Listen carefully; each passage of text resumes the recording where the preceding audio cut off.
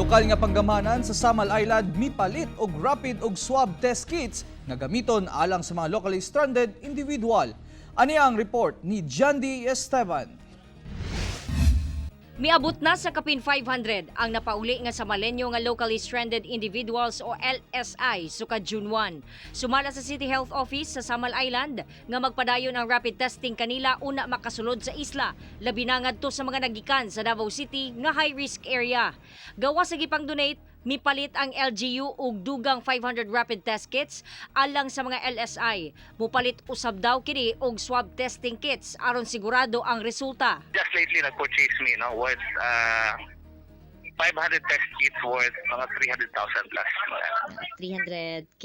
Oo, nag-purchase po ni, although pa na mo makuha, swab testing kits. Padayon ang ilahang pagsundo ngadto sa mga locally stranded sa Malenyo. Kinahanglan lang nga mag-coordinate sa City Investment and Tourism Office para sa scheduling, pinaagi sa pag-text o tawag sa 0917-639-5843 o 0932-984-4082.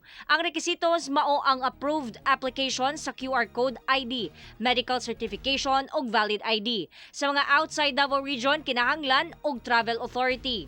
Sa karon, 7 gihapon ang kaso sa Samal.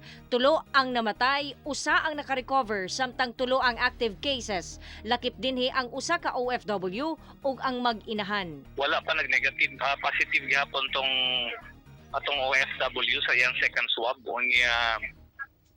So continue gihapon ang iyang quarantine. For repeat swab na po siya after 7 days. Ulit katong duha ka mag-ina, ato ang 6 o 7 na case for repeat swab po sila. Second swab nila karong Monday. Ako, si Jandy Esteban para sa One Mindanao.